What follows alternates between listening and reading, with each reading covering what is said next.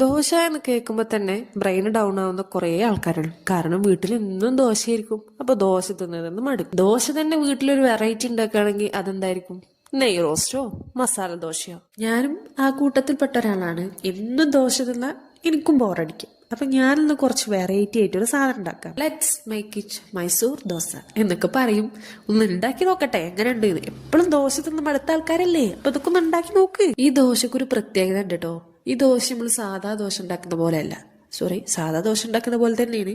പക്ഷെ ആ ദോശന്റെ മേലെ നമ്മളൊരു മസാല തേക്കുന്നുണ്ട്. ഫസ്റ്റ് നമ്മൾ ഇറച്ചിയില്ല. അതാണ് കേട്ടോ ഈ ദോശക്കൊരു പ്രത്യേക ടേസ്റ്റ് കൊടുക്കുന്നത്. മസാല പിന്നെ നമ്മൾ സാധാ മസാല ദോശ ഒക്കെ ഉണ്ടാക്കുന്ന ആ ഒരു മസാല തന്നെ. ഞാൻ ആദ്യം ചട്ടിയിൽ വെച്ചിട്ട് അതൊന്ന് സെറ്റാക്കി എടുക്കാൻ വിചാരിച്ചു. പക്ഷെ കുറെ ടൈമായിട്ടും അതുകൊണ്ട് സെറ്റ് ആവാത്തപ്പോൾ ഞാനതൊരു കുക്കറിലോട്ട് മാറ്റി ഒരു 4 വിസിലങ്ങ് അടുപ്പിച്ച്.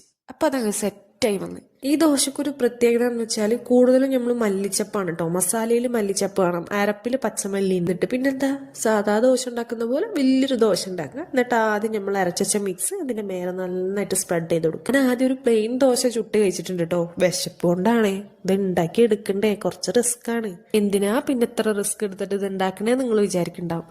ദോശയിലൊരു വെറൈറ്റി നോക്കാം, എന്നും ദോശയല്ലേ. അങ്ങനെ നമ്മളെ മൈസൂർ മസാല ദോശ റെഡി ആയിട്ടുണ്ട്. അപ്പൊ ഇതൊന്ന് ടേസ്റ്റ് ചെയ്ത് ഞാൻ നോക്കി, കുഴപ്പമില്ല.